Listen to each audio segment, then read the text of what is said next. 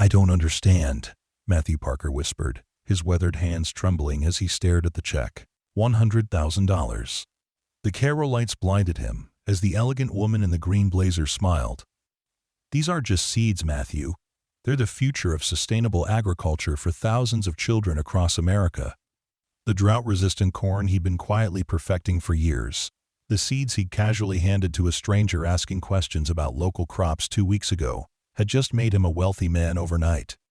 And as the reality washed over him like the rain his parched fields had been desperately awaiting for months, Matthew realized his life would never be the same again. Before we carry on, please hit the subscribe button to make my day, and let me know where you are watching from in the comments. The morning sun beat down on Matthew Parker's land without mercy. 4 months without proper rain had turned what should have been vibrant fields of corn into a disheartening landscape of withered stalks and cracked earth. He stood at the edge of his property, squinting against the harsh light, a battered straw hat providing minimal protection from the relentless heat.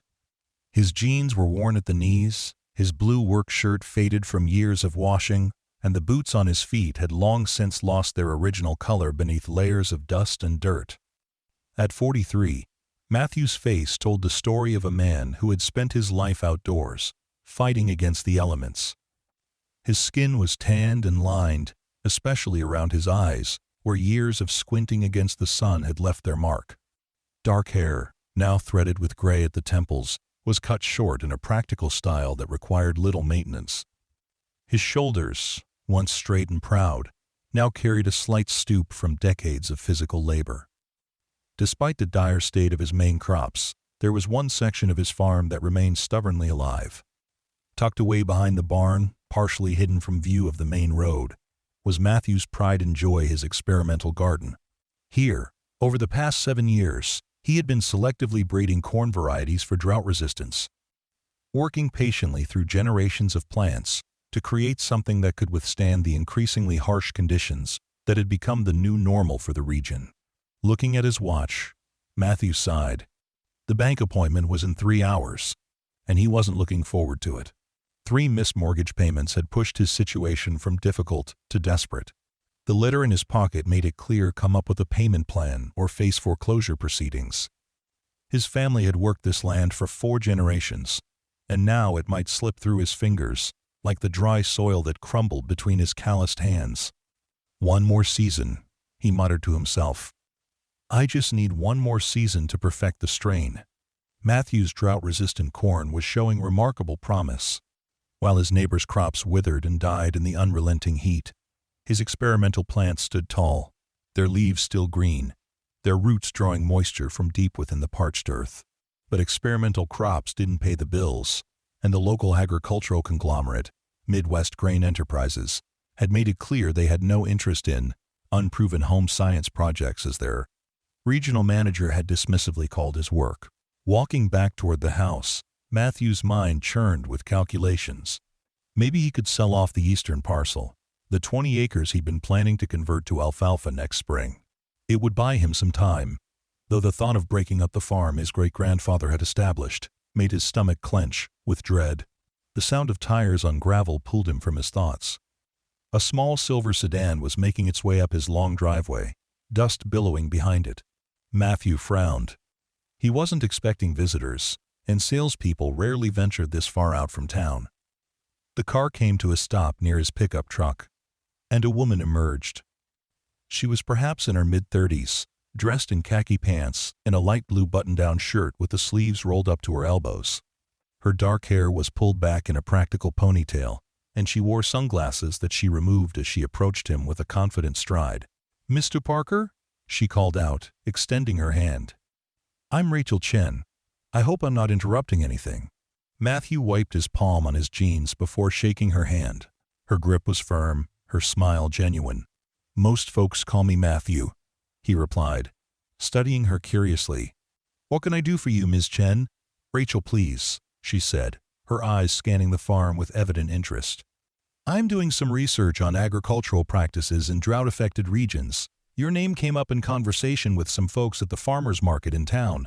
They mentioned you've been working on some interesting crop varieties." Matthew's expression shifted from polite curiosity to wariness. "Who exactly have you been talking to?" Rachel reached into her pocket and produced a business card, which she handed to him. "I work with an agricultural research organization. We're documenting how farmers are adapting to changing climate conditions. Your neighbors spoke highly of your experimental work." Matthew examined the card. "Harvest Horizons," he read aloud. "Never heard of it." "We're relatively new," Rachel admitted, "but growing quickly. Would you mind showing me around? I'm particularly interested in any drought-resistant varieties you might be developing. I understand if you're busy, though." Matthew glanced at his watch again. The bank appointment wasn't for a few hours yet, and truthfully, he was proud of his work, even if the big agricultural companies weren't interested. Besides, there was something refreshingly straightforward about Rachel Chen that he found himself responding to. "I've got some time," he said finally. "But I should warn you, it's not much to look at right now. Been a hard season." Rachel's face lit up. "Thank you. And believe me, Mr. Parker Matthew, I understand hard seasons. I grew up on a small farm in California's Central Valley. I know what drought can do." As they walked toward the experimental garden, Matthew found himself opening up to this stranger in a way that surprised him. Perhaps it was her genuine interest, or maybe it was just the relief of talking to someone who seemed to understand the challenges he faced without judgment. "My great-grandfather started this farm back in 1931, he explained as they walked. "Right in the middle of the Dust Bowl. He was stubborn as a mule, according to my grandfather. Everyone told him he was crazy to buy land then, but he had ideas about different ways to farm that could work even in those conditions." "Sounds like innovation runs in the family," Rachel commented, carefully stepping over a irrigation line. Matthew shrugged, but couldn't help feeling a small burst of pride. "Just trying to adapt.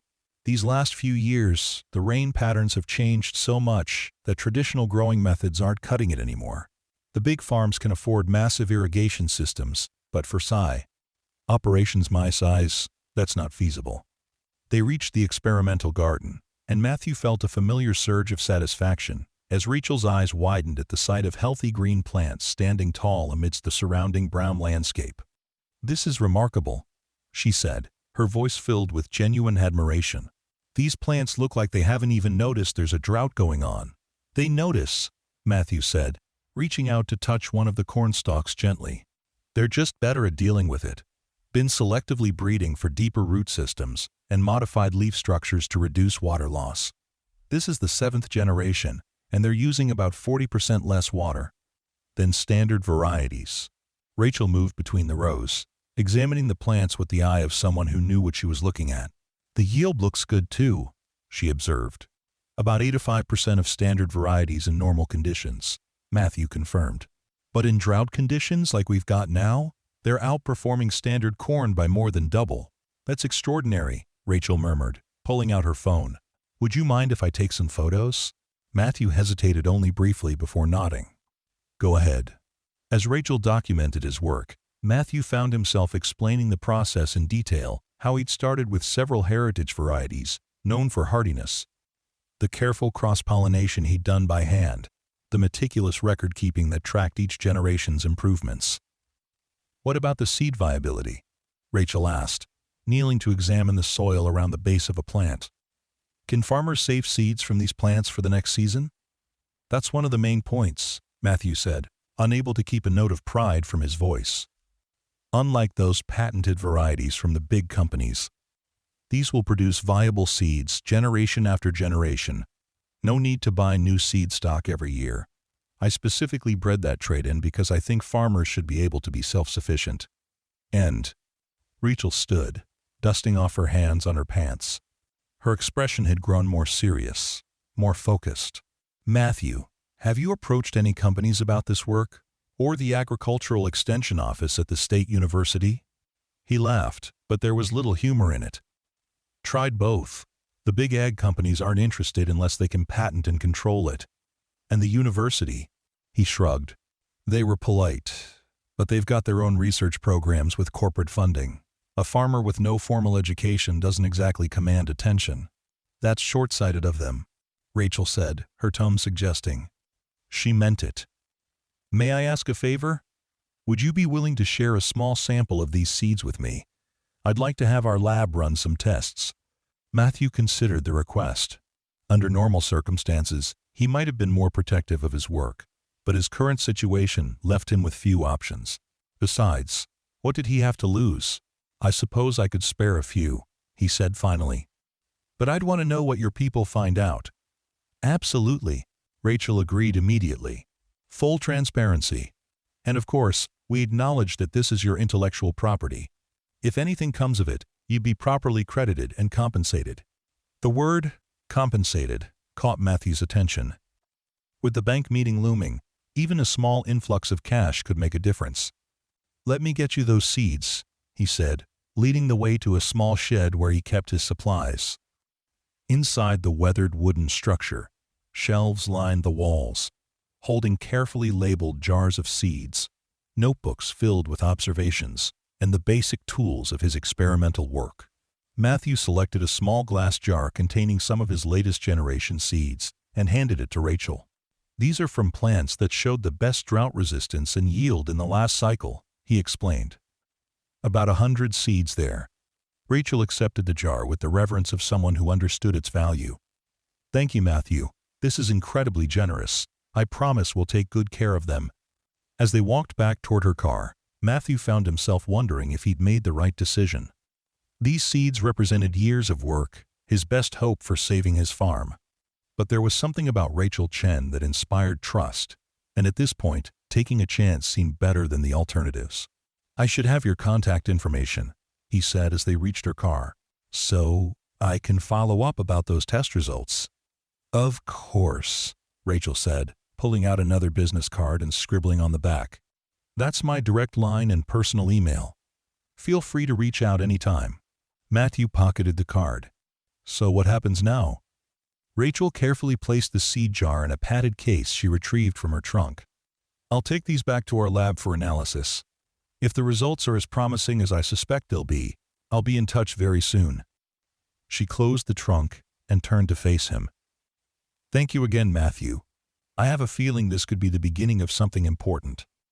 As he watched her drive away, Matthew couldn't shake the feeling that something significant had just happened, though he couldn't have articulated exactly what. With a sigh, he turned back toward the house. The bank meeting still loomed, and he needed to clean up before facing the loan officer who held his family's legacy in her hands. The meeting at First Regional Bank went exactly as Matthew had expected, which is to say, not well. Loan officer Patricia Wilkins had been professionally sympathetic, but unmovable on the essential point. He needed to make a substantial payment within 30 days or foreclosure proceedings would begin. The fact that he'd been a customer since he was 16, opening his first account with money earned from raising and selling a prize calf, counted for nothing against the cold reality of his balance sheet. The drive home had been a blur of anxiety and grim calculations. Matthew had spent the evening at his kitchen table with a legal pad, a calculator, and mounting desperation as he tried to find a financial path forward that didn't involve losing his land. By midnight, the pad was filled with crossed-out numbers, and Matthew's hope had dwindled to nearly nothing. The following week passed in a haze of work and worry. Matthew threw himself into his daily tasks with grim determination, as if physical labor could somehow solve his financial problems. He checked his phone frequently for messages from Rachel Chen, but heard nothing. By the 5th day, he had begun to think of their encounter as a brief, strange interlude that would lead nowhere, just another dead end in his search for a solution. On day 7, as Matthew was repairing an irrigation line in the experimental garden, his phone rang. The number was unfamiliar, but when he answered, Rachel's voice came through clearly. "Matthew, it's Rachel Chen from Harvest Horizons. I hope I'm not catching you in a bad time." He straightened up, wiping sweat from his brow. "No, not at all. I was beginning to think I wouldn't hear from you." "I apologize for the delay," she said, and he could hear the genuine regret in her voice. "Our lab work took longer than expected, and then I had to meet with my board of directors. But I have news, good news, I think, and I'd like to discuss it in person. Would you be available tomorrow morning?" Matthew thought about his schedule, which was packed with the endless tasks of maintaining a struggling farm. but none of it seemed as important as this potential lifeline. I can make time. What time were you thinking? Would 10 o'clock work? And I should mention, I won't be coming alone. Our executive director wants to meet you as well. Matthew felt a flutter of both hope and anxiety. 10 works fine. Should I prepare anything? There was a pause on the line before Rachel answered. Just be yourself, Matthew. And maybe have those research notebooks of yours handy. Dr. Winters will want to see your documentation. After they hung up, Matthew stood motionless in his field, turning the conversation over in his mind. The mention of an executive director and the request to see his research notes suggested this was more than just professional courtesy. For the first time in months, he felt a glimmer of hope.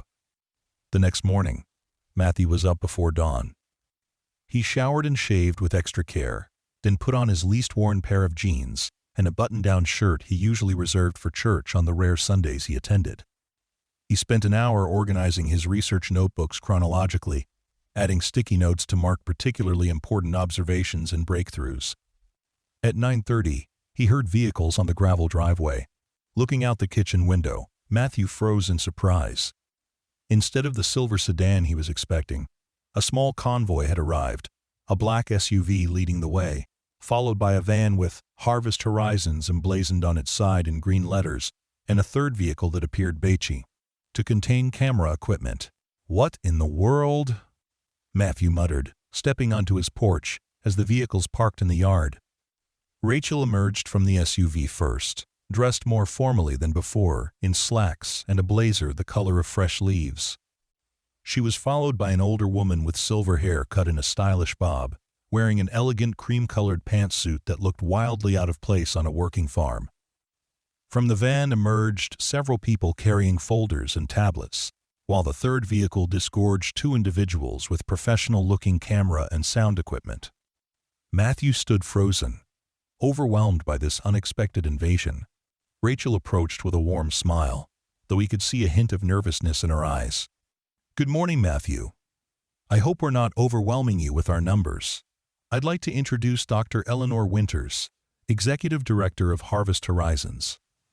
The silver-haired woman stepped forward, extending her hand. Her grip was firm, her gaze direct and assessing. "Mr. Parker, it's a pleasure to meet you. Rachel has told me a great deal about your work, and I must say, I'm impressed." Matthew shook her hand automatically, still trying to process the situation. "Thank you, ma'am. I wasn't expecting quite so many people." Dr. Winters smiled, revealing perfect teeth that Matthew suspected had benefited from expensive dental work. "I apologize for the surprise. We should have prepared you better. But once I saw the lab results from your seeds, I knew we needed to move quickly." "Lab results?" Matthew repeated, looking from Dr. Winters to Rachel. Rachel stepped in smoothly. "That's why we're here, Matthew. Your seeds performed beyond our expectations in the initial tests. They showed remarkable drought resistance, consistent yield, and genetic stability." She glanced at Dr. Winters, who nodded for her to continue. "We believe your corn variety could be exactly what Harvest Horizons has been looking for." Dr. Winters took over. "Mr. Parker, are you familiar with what Harvest Horizons actually does?" Matthew shook his head. "Only what was on the business card. Some kind of agricultural research?" "That's part of it," Dr. Winters acknowledged. "But our primary mission is to establish sustainable school gardens across the country. We currently work with over 3,000 schools, teaching children about food production, nutrition, and environmental stewardship through hands-on gardening programs." End quote. One of the assistants handed Dr. Winters a tablet, which she passed to Matthew. On the screen was a series of photos showing children of various ages working in gardens, their faces alight with discovery and pride. "These gardens serve multiple purposes," Dr. Winters continued as Matthew swept through the images. "They provide fresh produce for school meals, serve as living classrooms for science education, and give children, many of whom have never seen a vegetable, growing a connection to their food sources. But we face a significant challenge. Climate change is making traditional school gardens increasingly difficult to maintain in many regions." Rachel picked up the thread. "That's where your corn comes in, Matthew. We've been searching for crop varieties that can thrive in challenging conditions with minimal inputs. Varieties that are accessible to schools with limited resources and that can be successful even when tended by inexperienced young gardeners." End quote. Matthew looked up from the tablet, beginning to understand. "And you think my corn fits the bill?" "We don't think," Dr. Winters said with quiet certainty. "We know. The lab results confirm it. Your corn variety uses significantly less water, resists common diseases, and produces reliable yields, even under stress conditions. Moreover, the fact that it produces viable seeds means schools can save seeds from year to year, reducing ongoing costs." Rachel touched Matthew's arm gently. "We'd like to make your corn variety the cornerstone of our National School Garden Program, Matthew. And we want to do it in partnership with you." The word partnership hung in the air between them. Matthew looked at the assembled group, the cameras, the professional staff waiting attentively, and felt distinctly out of his depth.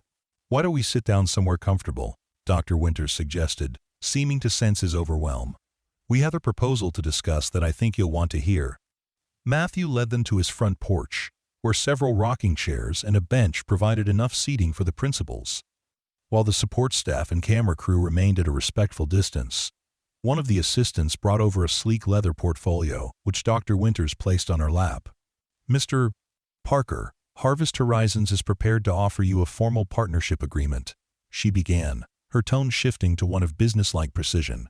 "We would like to license your corn variety exclusively for use in our school garden program. In return, we're offering an immediate licensing fee of $100,000, with annual royalties based on the number of schools implementing the program." Matthew felt as though the air had been sucked from his lungs. The amount she had casually mentioned was more than enough to pay off his immediate debts and keep the farm running for at least another year. Additionally, Dr. Winters continued, seemingly unaware of his shock, "We would provide funding for you to continue your research, with the goal of adapting other crop varieties for our program. We envision creating a complete Parker seed collection for school gardens nationwide." Rachel leaned forward, her expression earnest. "You would retain full ownership of your intellectual property, Matthew. We're not trying to take your work. We want to help share it with children across the country while ensuring you receive the credit and compensation you deserve." Matthew's mind raced, trying to process the implications of what they were proposing. "This sounds substantial," he managed finally. "But why me? Why not work with one of the big agricultural companies or university research programs?" Dr. Winters smiled, a genuine warmth replacing her businesslike demeanor. "Because you've done what they haven't. You've created something remarkable without massive funding or institutional support. Your work represents exactly the kind of practical innovation we want to encourage. And frankly, your story is powerful." At Matthew's questioning look, she elaborated, "A fourth-generation farmer, using traditional breeding methods to create climate-resilient crops, preserving his family legacy while looking toward the future that resonates with our mission and our supporters. The camera crew is here because we'd like to document your work as part of our educational outreach. With your permission, of course." Matthew glanced at the waiting camera operators, then back at Dr. Winters and Rachel. "This is all happening very fast," he said, his voice steady despite the tumult of emotions he was feeling. Rachel nodded in understanding. "We know, and we don't expect you to make a decision on the spot. We've prepared a detailed proposal for you to review." She nodded to an assistant, who brought over a thick envelope. "Take your time, consult with a lawyer if you wish. We're confident this arrangement will benefit both you and the thousands of children in our program." Matthew accepted the envelope, his farmer's hands rough against the smooth paper. "How long do I have to think about this?" "We'd appreciate your response within a week," Dr. Winters replied. "Our planting schedule for the fall school garden program is approaching, and we'd need time to prepare if we're moving forward with your variety." Matthew nodded slowly. A week seemed both too long to live with this uncertainty and too short to make such a life-altering decision.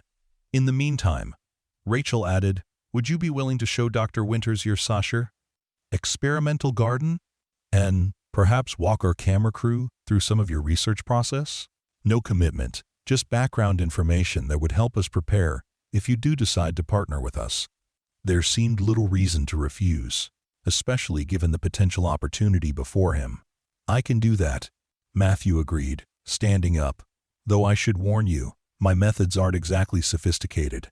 Dr. Winters rose as well, smoothing her immaculate pantsuit. "Sometimes the most profound innovations come from the simplest approaches, Mr. Parker. I'm looking forward to seeing your work firsthand."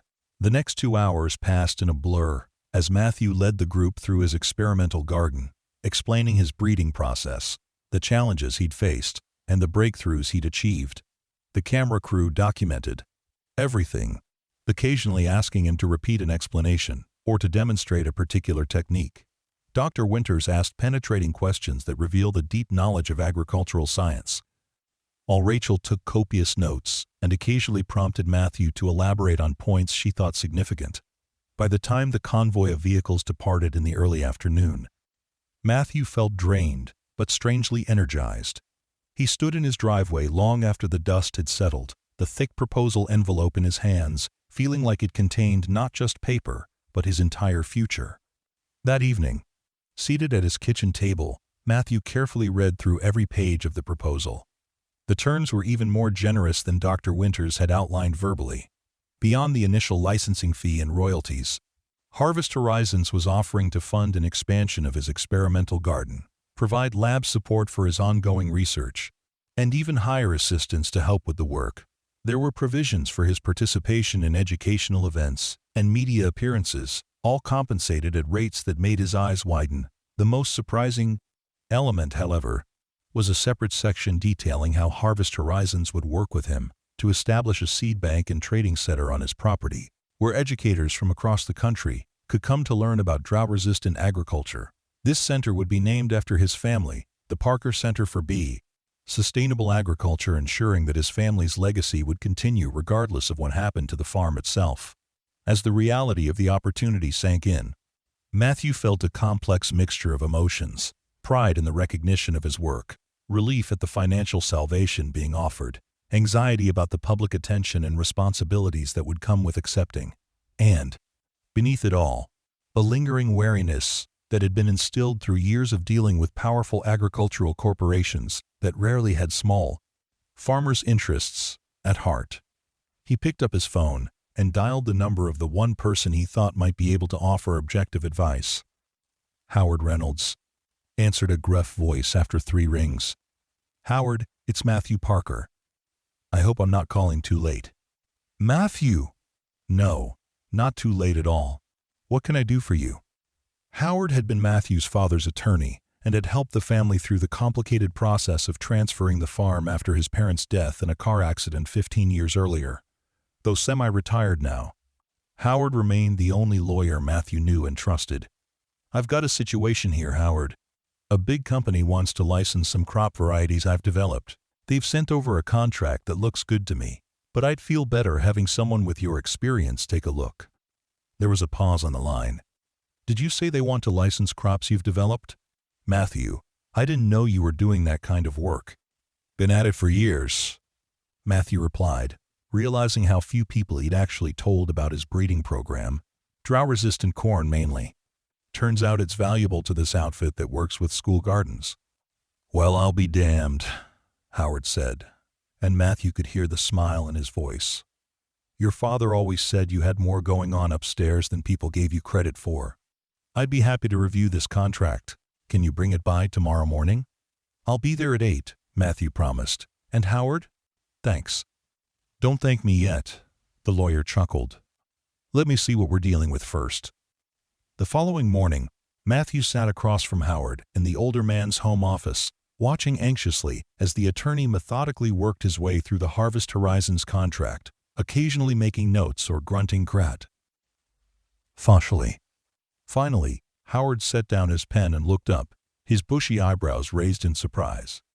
"Matthew, this is the most favorable licensing agreement I've seen in 40 years of practice. These people must really want your corn. So there are no hidden catches? No way they could take control of my work?" Howard shook his head. "Not that I can see. They're explicitly acknowledging your ownership of the intellectual property. The licensing is non-exclusive outside of their school program, meaning you could still sell or license these varieties to other markets if you wanted to. The financial terms are extraordinarily generous, and all the publicity obligations have reasonable accommodations for your case. Farm schedule. He tapped the contract. Whoever drew this up was both very thorough and remarkably fair-minded. Matthew felt a weight lift from his shoulders. So, you think I should accept? Howard leaned back in his chair, studying Matthew thoughtfully. That depends on what you want, son. This agreement would certainly solve your immediate financial problems and then some. But it would also change your life considerably. There would be media attention, public appearances, visitors to your farm. You've always been a private man. Are you prepared for that? It was a fair question, and one Matthew had been wrestling with since the Harvest Horizons team had left his farm. I'm not sure, he admitted. But I am sure that I don't want to lose the farm. And beyond that, I've been working on these crops for years, Howard, believing they could make a difference somehow. This feels like a chance to see that happen. Howard nodded slowly. Then I think you have your answer. He reached for his pen again. I'll suggest a few minor clarifications, but overall, I'd say this is an opportunity most farmers would give their right arm for. 2 hours later, Matthew left Howard's office with an annotated contract and a clearer mind. The decision wasn't just about saving his farm anymore. It was about embracing a new chapter in his family's agricultural legacy. When he arrived home, he was surprised to find Rachel's silver sedan parked in his driveway. She was sitting on his porch steps, a cardboard tray with 2 coffee cups beside her. Hope you don't mind the unannounced visit, she said as he approached. I brought coffee black for you, if I remember correctly. Matthew accepted the cup with a nod of thanks. I've just come from my lawyer's office, actually. He's been reviewing your contract. Rachel's expression brightened. That's good to hear. Due diligence is important with any agreement of this magnitude. She hesitated, then added, I realize I may have been a bit misleading when we first met, Matthew. I should have been more upfront about Harvest Horizons and our interest in your work. Matthew took a sip of the coffee. It was indeed black, and better quality than the store brand he usually bought. I've been wondering about that, he admitted. How did you really hear about my corn? Rachel looked slightly embarrassed. One of our regional coordinators attended an agricultural extension workshop in this county last year. The local agent mentioned a farmer who was having success with drought-resistant varieties but wasn't interested in working with commercial entities. It caught our attention because that's exactly the kind of innovation we're looking for. It took some time to track you down, though. So, the visit, the questions about my methods, that was all reconnaissance? Preliminary research, Rachel corrected gently. We needed to confirm if your work was as promising as we'd heard before bringing in Dr. Winters and the full team, but my interest was genuine. Matthew, both professional and personal. I grew up watching my parents struggle with their small farm in California. What you've accomplished here, on your own, is remarkable. Matthew considered this, finding that he wasn't particularly bothered by the strategic nature of her initial approach. In her position, he might have done the same. My lawyer thinks your contract is surprisingly favorable, he said, changing the subject. He had a few small suggestions, but overall, he was impressed. Rachel smiled, relief evident in her expression. I'm glad to hear that. Dr. Winters was very clear that we needed to structure this as a true partnership, not an exploitation. Too many farmers have had their innovations appropriated without fair compensation. We wanted to break that pattern. They sat in companionable silence for a moment, drinking their coffee and looking out over the fields, where the contrast between the struggling main crops and the vibrant experimental garden was stark. Can I ask you something, Rachel? Matthew said finally. Why school gardens? Of all the places to implement drought-resistant agriculture, why focus there? Rachel's expression grew thoughtful. Several reasons. Practically speaking, schools have limited resources for their garden programs, so crops that require less water and maintenance are essential for success. But more importantly, we believe that exposing children to climate-resilient agriculture now will shape how they think about food production in the future. End quote. She turned to look at him directly. These kids will grow up in a world where traditional growing methods may no longer be viable in many regions. By teaching them adaptive approaches from the beginning, we're preparing them to face those challenges. Innovatively. Matthew nodded slowly, finding himself drawn to this vision. "And you think my corn can help with that?" "I know it can," Rachel said firmly. "Your Parker drought-resistant corn, that's what we're calling it in the proposal. By the way, could become the flagship variety in school gardens across the country. The name would become synonymous with resilient, sustainable agriculture for a generation of students." The idea of his family name being associated with educational innovation and agricultural resilience appealed to Matthew deeply. It felt like a worthy extension of the legacy his great-grandfather had begun nearly a century ago. "I'm going to accept the offer," he said quietly, the decision crystallizing as he spoke the words.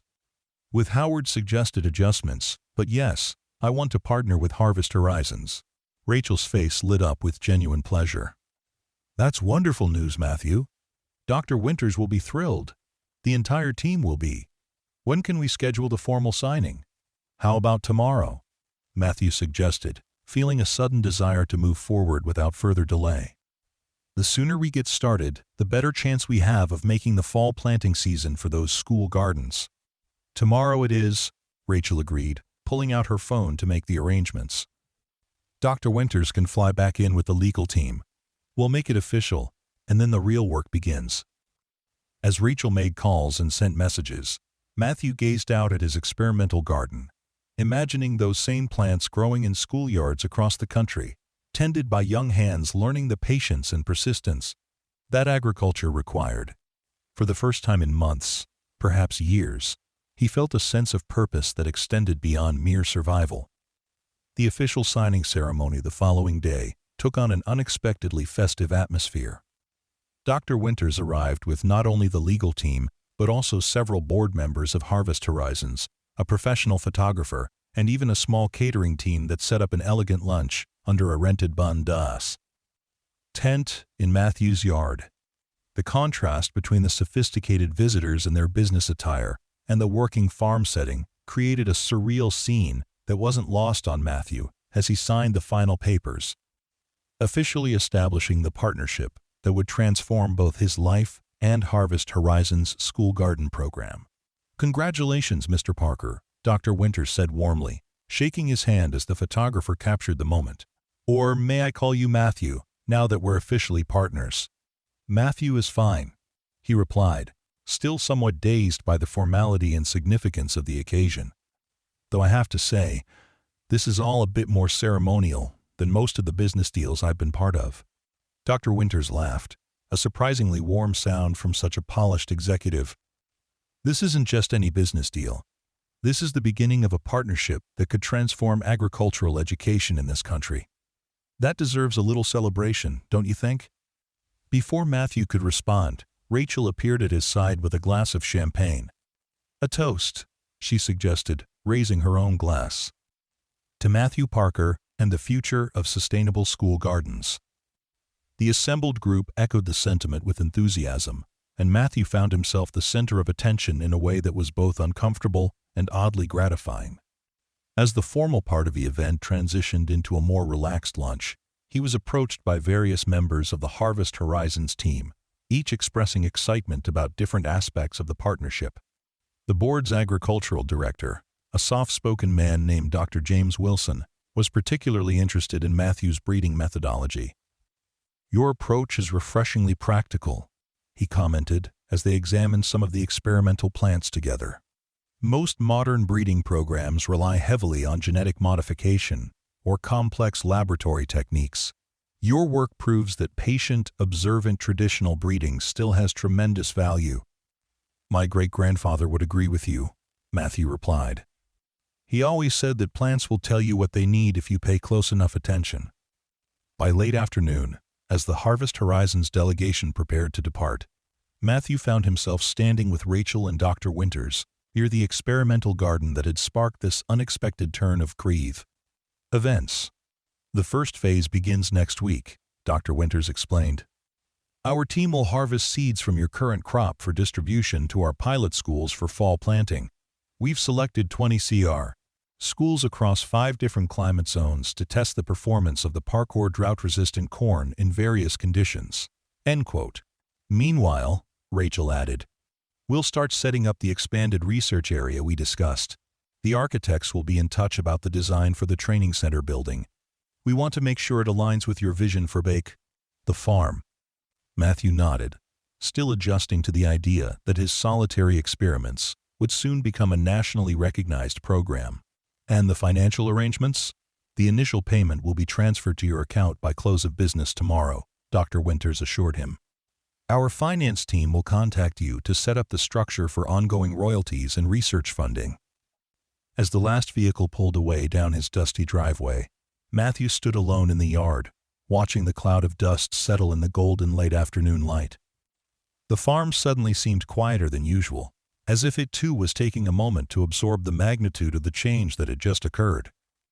Walking slowly toward his house, Matthew pulled out his phone and dialed the number for First Regional Bank. When Patricia Wilkins, the loan officer, answered, he couldn't keep a note of satisfaction from his voice. Ms. Wilkins, it's Matthew Parker. I'd like to schedule an appointment to discuss paying off my outstanding mortgage balance in full. The silence on the other end of the line was brief but profound. I see, she said finally, professionalism not quite masking her surprise. May I ask what's prompted this sudden change in your financial situation, Mr. Parker?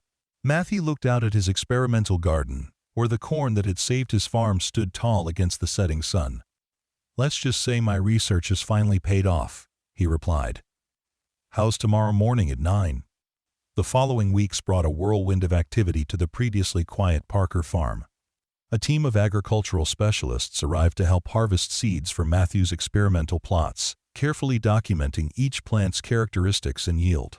Architects and contractors came to assess the property and discuss plans for the training center that would be built near the edge of the main field.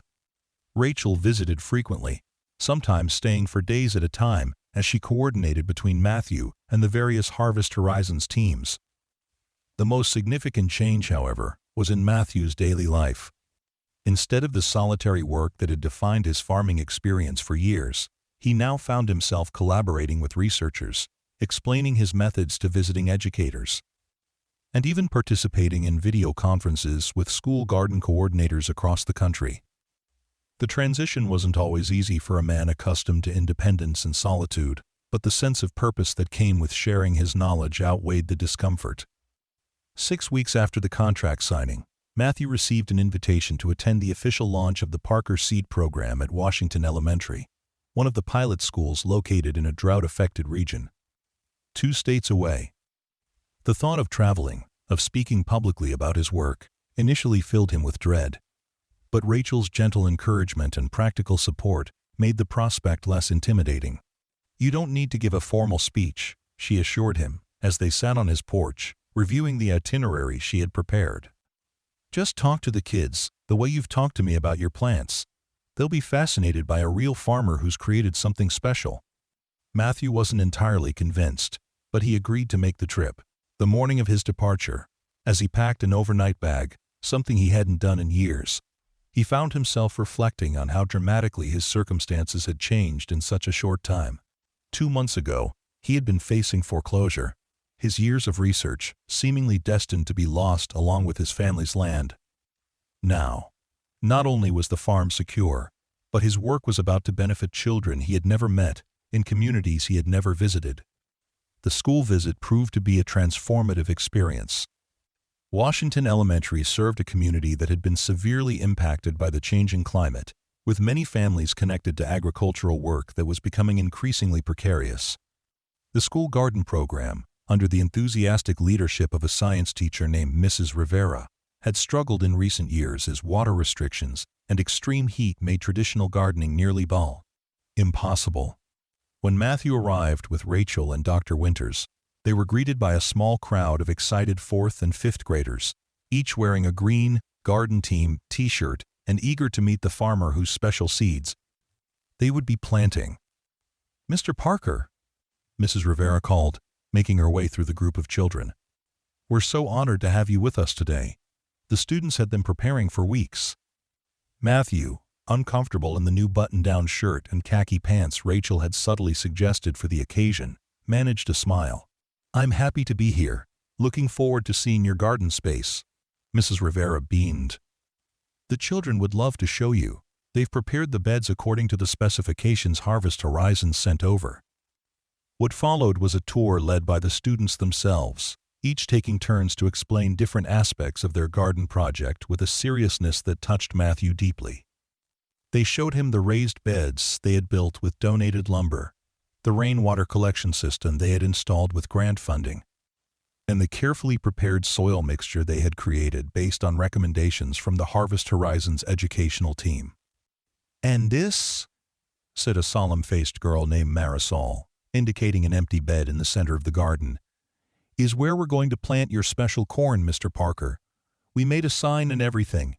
She pointed proudly to a hand-painted wooden sign that read, "Parker Drought-Resistant Corn," in careful lettering, decorated with colorful drawings of corn stalks and smiling children. Matthew knelt beside the bed, testing the soil with his fingers out of habit. "You've done a good job preparing," he said, genuinely impressed. "This soil has good structure. Your plants should thrive here." Marisol's face lit up at the praise. "We read all about how you made these seeds special," she told him. "Mrs. Rivera said you spent years working on them, trying different combinations until you got it just right." "That's true," Matthew acknowledged, surprised that his work had been discussed in this class from hundreds of us, miles from his farm. "It took a lot of patience. Like a science experiment that lasts for years and years." Another child contributed enthusiastically. "Mrs. Rivera says that's what real science is like, not just quick projects like we do in class." Matthew glanced at the teacher, who smiled and nodded. "I've been trying to teach them about the scientific process in the real world," she explained. "Your work is a perfect example of hypothesis, testing, observation, and refinement over time." The actual planting ceremony was simple but moving. Each student was given a few of Matthew's precious seeds to plant in the prepared bed, following his guidance on spacing and depth. As the children worked, their small hands carefully pressing seeds into the soil, Matthew felt an unexpected emotion welling up, a mixture of pride, purpose, and connection that he hadn't experienced in his solitary work on the farm. When the planting was complete, the school principal invited everyone to a reception in the library, where a display had been set up about the Parker Seed Program and its connection to the school's science curriculum. Matthew found himself surrounded by teachers, parents, and local officials, all eager to hear about his breeding process and the potential impact of his drought-resistant varieties. "You're a natural," Rachel murmured as she handed him a cup of punch during a brief lull in the conversations. "These people are hanging on your every word." Matthew shrugged, embarrassed by the attention but secretly pleased. "They're just excited about the program. I'm just the farmer who got lucky." Rachel shook her head firmly. "No, Matthew. You're the innovator who spent years developing something valuable when no one else was paying attention. Don't diminish what you've accomplished."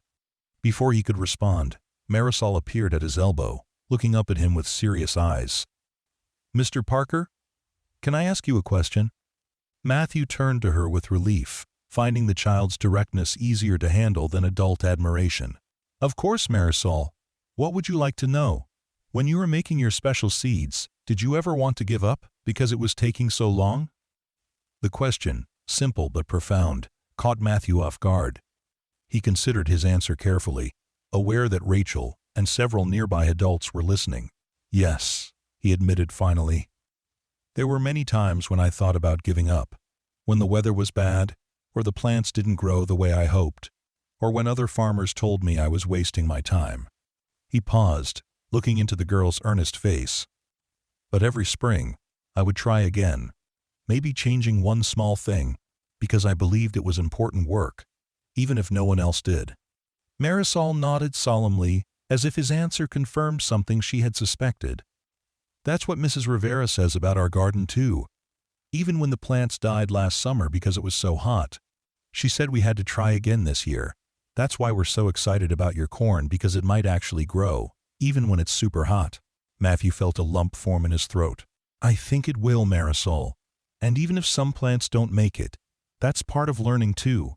You'll keep notes, make changes, and try again, just like I did." The girl smiled brightly. "Just like a real scientist."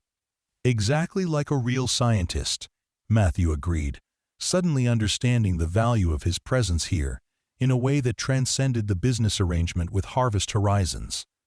These children weren't just planting his seeds, they were absorbing the lessons of persistence and innovation that had guided his work.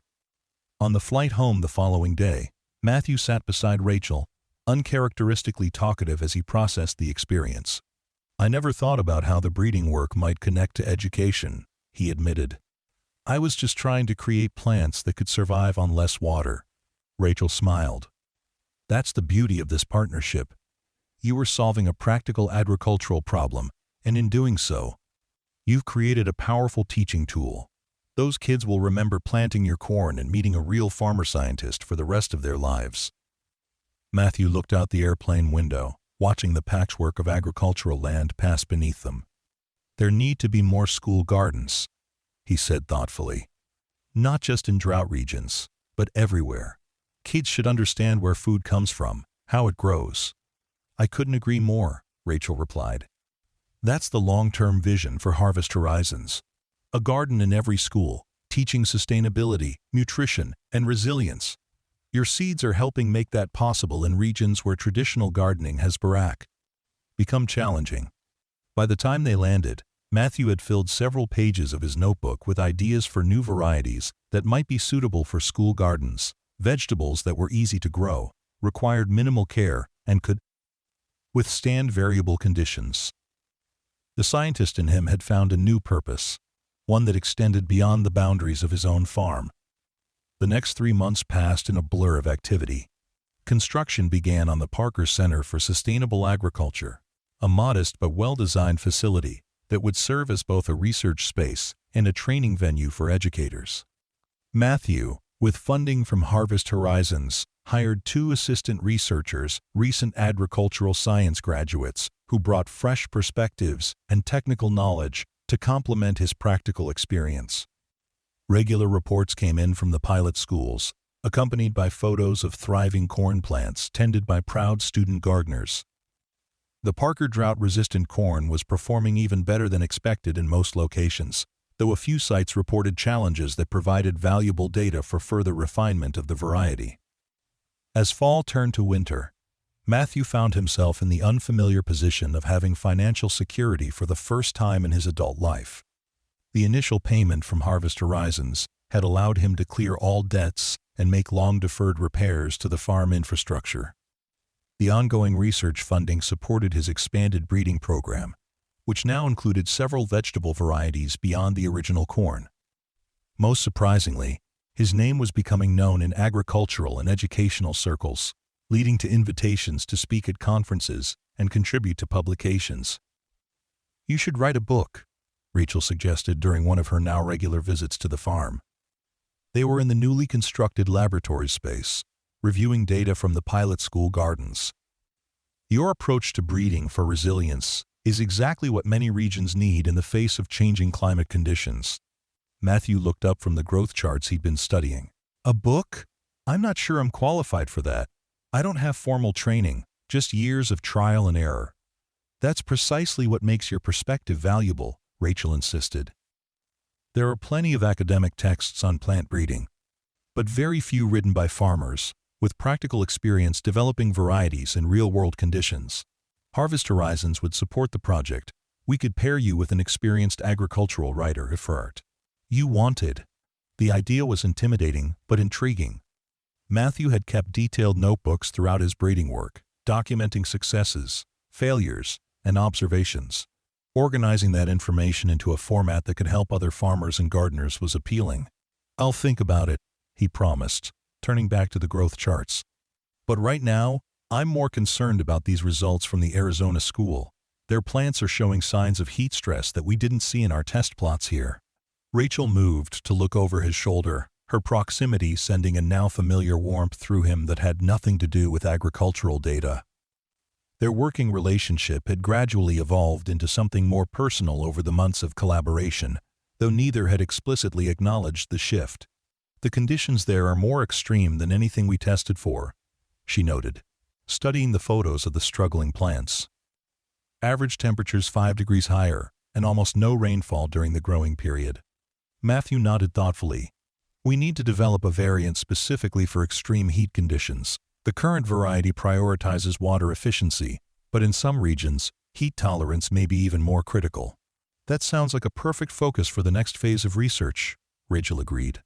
I'll talk to Dr. Winters about allocating additional funding. Their conversation was interrupted by the arrival of Matthew's new research assistants, Carlos and Jasmine, returning from collecting soil samples from different areas of the farm. We've got all the samples labeled and ready for analysis, Jasmine reported, her enthusiasm evident. Fresh from her master's program in agricultural science, she brought an energy and technical knowledge that complemented Matthew's experience-based approach. And I've set up the environmental monitoring stations in the test plots, Carlos added. The son of migrant farm workers who had worked his way through college, Carlos combined practical growing experience with modern technological skills. We'll be able to track soil moisture, temperature, and humidity in real time now. Matthew nodded with approval. Good work, both of you. Tomorrow we'll start planning the extreme heat variant trials based on the Arizona school data. As the assistants headed to the lab area to process their samples, Rachel touched Matthew's arm lightly. You've built a real team here, she observed. It's a far cry from the solitary farmer I met less than a year ago. Matthew looked around the modern facility that had replaced his makeshift shed, at the expanded test plots visible through the windows, and at the young researchers who had brought new energy to his work. It's still hard to believe sometimes, he admitted. From nearly losing the farm to all this. You earned it, Rachel said firmly. Your work is making a difference, Matthew. Not just for those school children, but potentially for farmers facing similar challenges around the world. The sincerity in her voice touched him deeply. Of all the changes the Harvest Horizons partnership had brought to his life, Rachel's presence was perhaps the most significant. She understood both the agricultural importance of his work and the personal meaning it held for him as the steward of his family's legacy. I was thinking, he said, surprising himself with the spontaneity. The training center will be finished next month, and we should probably celebrate the completion somehow. Maybe a dinner in town? Just the two of us? Rachel's smile illuminated her face. I'd like that very much, Matthew. The moment was interrupted by the sound of vehicles approaching, a familiar occurrence now that the farm had become a hub of activity, but still sometimes startling for a man who had spent years in relative isolation. Looking out the window, Matthew saw a van with a television network logo emblazoned on its side. Were we expecting media today? He asked, suddenly self-conscious in his work clothes. Rachel checked her tablet quickly. Not on my schedule. Let me find out what's going on. By the time they stepped outside, a small crew had already set up camera equipment near the entrance to the experimental fields. A woman in a tailored jacket was reviewing notes while a makeup artist hovered nearby. Excuse me, Rachel called as they approached. Can I help you? We weren't aware of a scheduled media visit today. The woman looked up, recognition dawning on her face. Ms. Chen, isn't it? From Harvest Horizons? I'm Valerie Bryant, from National Agricultural Report. We're doing a special feature on innovative drought solutions, and Dr. Winters suggested we include the Parker Seed program. Her office arranged everything.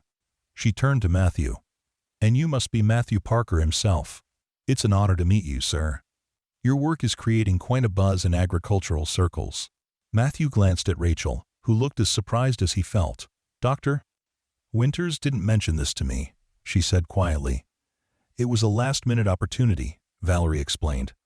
The segment is airing next week, and we had a cancellation in our filming schedule. Dr. Winters thought it was too good a chance to pass up for highlighting the school garden program. Matthew felt a familiar anxiety rising at the prospect of an unplanned television appearance. I'm not prepared for an interview, he said, gesturing to his work clothes and the dirt under his fingernails from the morning's tasks. Valerie waved his concern away. That's actually perfect. We want authenticity, a real farmer, doing real work. Nothing staged or polished. Your story is compelling, precisely because you're not a corporate researcher or academic. Rachel, sensing Matthew's discomfort, stepped in smoothly. Perhaps we could take a few minutes to discuss the focus of your segment before jumping into filming? Matthew has been working since dawn and might appreciate a short break to gather his thoughts. Valerie nodded agreeably. Of course. We're still setting up equipment anyway. Why don't we sit down somewhere and talk through what we're hoping to capture? As Rachel led the reporter toward the main house, she gave Matthew's hand a quick, reassuring squeeze. "Take 15 minutes," she murmured. "Splash some water on your face, collect your thoughts. I'll get the parameters of the interview and meet you inside." Grateful for her intervention, Matthew headed to the farmhouse. In the bathroom, he washed his hands and face, staring at his reflection in the mirror. The face looking back at him was still weathered from years of outdoor work, but the desperate worry that had been etched there less than a year ago had faded. In its place was something new, a quiet confidence born from seeing his work validated and valued. "You can do this," he told his reflection. "Just talk about the plants like you do with the school kids." By the time he returned to the kitchen, Rachel and Valerie were seated at the table, a laptop open between them displaying photos from several of the pilot school gardens. "These results are remarkable," Valerie was saying, swiping through images of thriving corn plants and otherwise struggling garden plots. "And this is after just one growing season?" Rachel nodded. "The pilot program has exceeded our expectations in most locations. Matthew's variety has shown exceptional drought tolerance, while remaining accessible for student gardeners to maintain.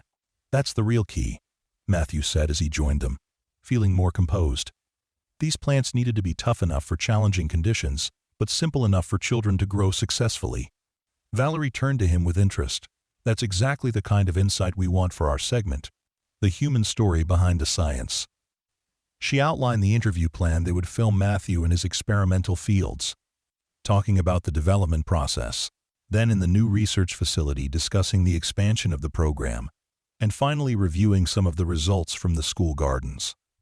"We're particularly interested in your journey," she explained, "how you went from a struggling farmer facing foreclosure to a key innovator in climate-resilient agriculture.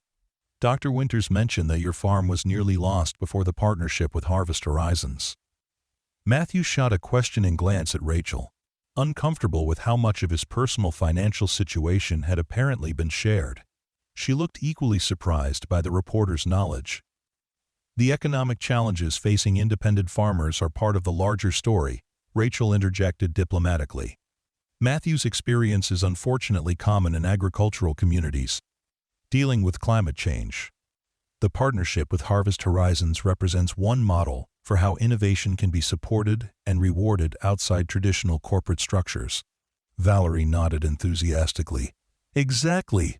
That's the angle we're taking, not just the technical achievement of developing drought-resistant crops, but the human story of perseverance and eventual recognition. It's inspirational." Though still uneasy about having his financial struggles broadcast nationally, Matthew recognized the potential value in sharing his experience. If his story could encourage other farmers to pursue innovation or highlight the challenges facing small agricultural operations, perhaps the discomfort was worthwhile. The filming process proved less intimidating than he had anticipated. Valerie's questions were straightforward and focused on his work rather than personal details, and the crew was respectful of the farm operations. Rachel remained nearby throughout, occasionally suggesting additional aspects of the program they might want to highlight. When the interview turned to the school garden program, Matthew found himself speaking with unexpected passion about the educational value of connecting children to sustainable agriculture. "These kids are growing up in a world where traditional farming methods are already becoming less viable in many regions," he explained as they walked through the expanded experimental fields. "By introducing them to adaptive varieties and techniques now, we're not just teaching them about plants, we're preparing them to think innovatively about food production in a changing climate." Valerie, who had been taking notes as they walked, looked up with interest. "That's a powerful perspective. Do you see yourself as an educator now, as well as a farmer and breeder?" The question gave Matthew pause. He had never thought of himself in those terms, but the school visits and interactions with student gardeners had become one of the most rewarding aspects of the program. "I suppose I am," he acknowledged, not in a formal classroom sense, but through the seeds and the growing guides we're developing. "Every school garden using the Parker varieties is a kind of living classroom where I'm teaching indirectly. And learning from, as well," Rachel added. "The feedback from the school gardens has been invaluable for refining the varieties." It's a collaborative, educational process. As the filming wrapped up late in the afternoon, Valerie shook Matthew's hand warmly. Thank you for accommodating us on such short notice. Your story is exactly what our audience needs to hear: practical innovation from the ground up, quite literally. The segment should air next Thursday evening. After the crew had packed up and departed, Matthew and Rachel sat on the porch, watching the sunset paint the experimental fields in golden light. The day's unexpected media intrusion had been draining, but not Schimmel. Entirely unwelcome. You were excellent, Rachel told him, passing him a cold drink from the cooler they kept stocked for the frequent visitors to the farm. Natural, knowledgeable, passionate about the work. Viewers will respond to that authenticity. Matthew took a long sip before responding. It's still strange, talking about myself and the farm this way. For so many years, it was just me and the plants, trying to solve a problem no one else seemed interested in. And now you're at the forefront of a movement, Rachel observed. The interest in your work goes beyond harvest horizons now. I've had inquiries from international agricultural programs, sustainability nonprofits, even a few forward-thinking commercial operations. Matthew raised an eyebrow. Commercial interest? I thought we had an exclusive arrangement for the school program. For the school garden program? Yes, Rachel clarified. But the agreement allows for other applications of your varieties or breeding techniques, with appropriate licensing. There's significant potential there, if you're interested in exploring it. The prospect of wider commercial application hadn't been part of Matthew's original vision, but he couldn't deny the appeal of seeing his work benefit farmers facing similar challenges to his own. Something to consider, he said thoughtfully. Though right now, I'm more focused on the extreme heat variant and the expansion of the school program. Rachel nodded, respecting his priorities. One step at a time. The foundation we're building with the school program will support whatever directions you want to explore in the future. Her use of we and the implication of a shared future wasn't lost on Matthew.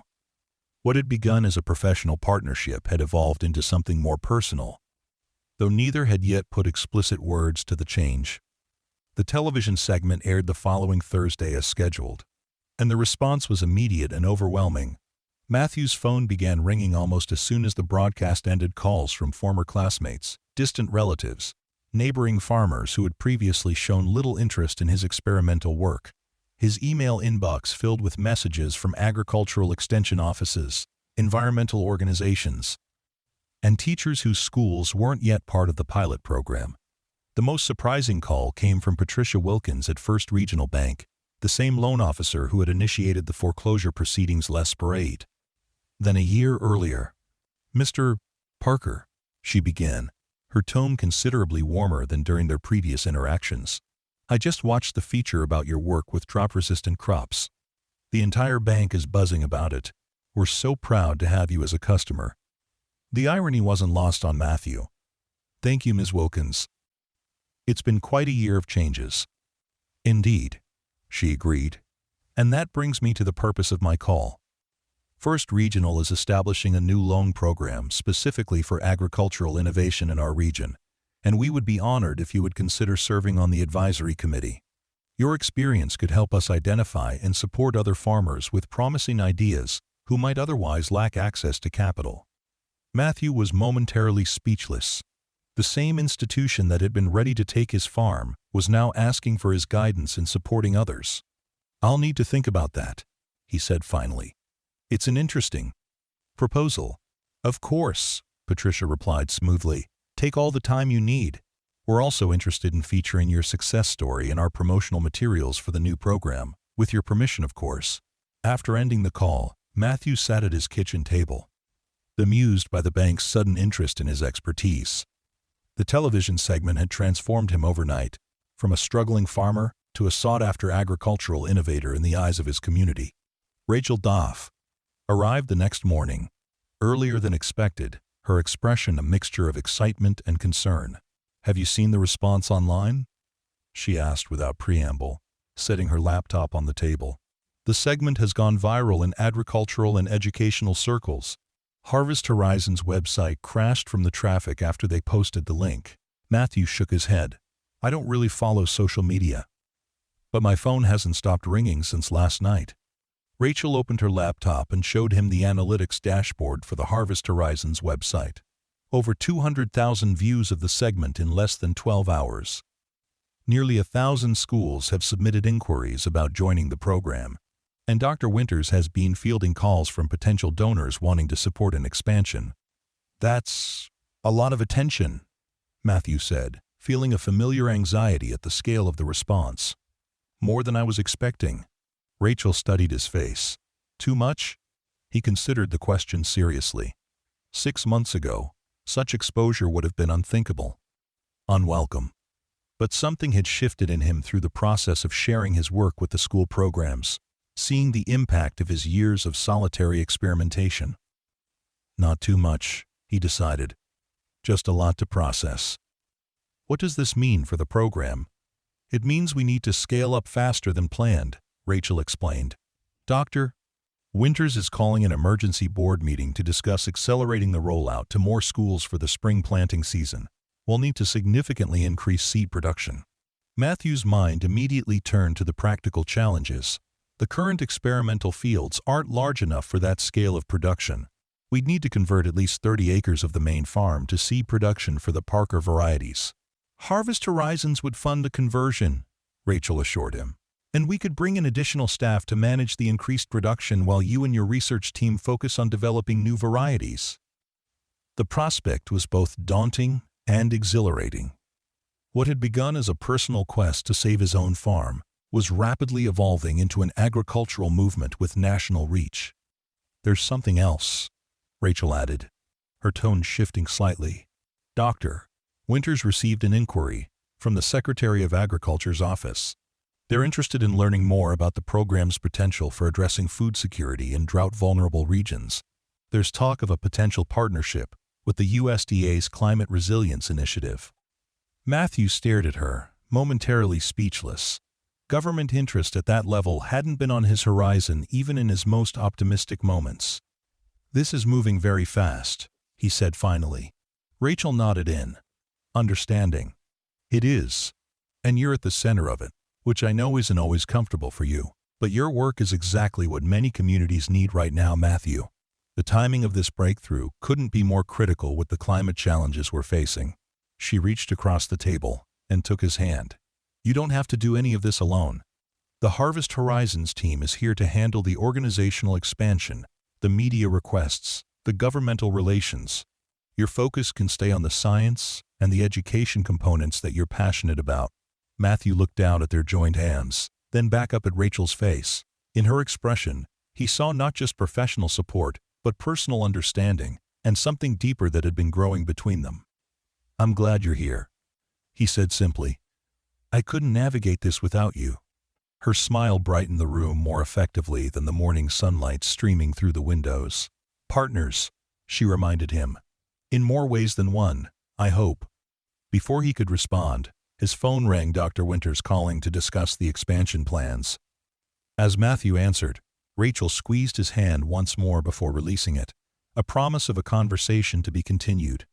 The following months brought a transformation to the Parker farm that would have been unimaginable a year earlier. 35 acres of the main fields were converted to production of the Parker drought-resistant corn and several new vegetable varieties that had shown promise in initial tests. The research facility expanded to accommodate additional staff, including specialists in seed production, educational curriculum development, and agricultural outreach. The Parker Center for Sustainable Agriculture was completed and immediately began hosting training sessions for educators from schools across the country. Matthew, initially hesitant about taking on a teaching role, discovered an unexpected talent for communicating complex agricultural concepts to non-specialists. His plain-spoken, practical approach resonated with teachers and garden coordinators seeking to implement the program in their schools. The partnership with the USDA materialized in the form of a substantial grant to study the potential application of Matthew's breeding techniques to other staple crops beyond corn. This new dimension of the research brought additional scientists to the farm, creating a collaborative environment that challenged and expanded Matthew's self-taught knowledge. Through it all, Rachel remained his constant ally, skillfully managing the growing organizational complexity of the program while ensuring that Matthew's vision remained at its core. Their personal relationship deepened alongside the professional collaboration, though the demands of the rapidly expanding program left little time for the dinner date they had planned before the media attention exploded. 10 months after the initial seed sharing that had changed everything, Matthew stood at the edge of his property, much as he had on the day Rachel first arrived. The landscape before him was dramatically different now. Vibrant fields of research crops stretched where withered plants had once struggled. The modern research center and training facility stood where a dilapidated shed had been, and the steady flow of visitors and staff had replaced his solitary existence. Rachel joined him, slipping her hand into his with the easy familiarity they had developed. "Penny for your thoughts?" she asked, following his gaze across the transformed farm. Matthew smiled, squeezing her hand gently. "I was just thinking about that first day you showed up asking questions about local crops. If I hadn't shared those seeds, you would have found another path," Rachel said confidently. "Your work was too important to remain undiscovered. If not Harvest Horizons, someone would have recognized its value eventually." "Maybe," Matthew conceded. "But I'm glad it was you who found me." Rachel turned to face him, her expression serious despite her smile. "I have a confession to make, Matthew. Something I should have told you earlier." He raised an eyebrow, curious rather than concerned. "What's that?" "When I first came here, it wasn't just because your name had been mentioned at an agricultural workshop. I'd been tracking your work specifically for almost a year before that." "Tracking my work? How?" Rachel looked slightly embarrassed. "You published a short article in that regional farming journal 5 years ago. Just 2 pages about your early experiments with drought-resistant corn varieties. It wasn't widely read, but it caught my attention because it aligned so perfectly with what we were looking for at Harvest Horizons." End quote. Matthew vaguely remembered the article, a small piece he'd written more out of frustration than expectation that anyone would take interest. The journal had a tiny circulation, mostly local farmers and agricultural extension offices. "You read that and sought me out based on a 5-year-old article?" he asked, amazed.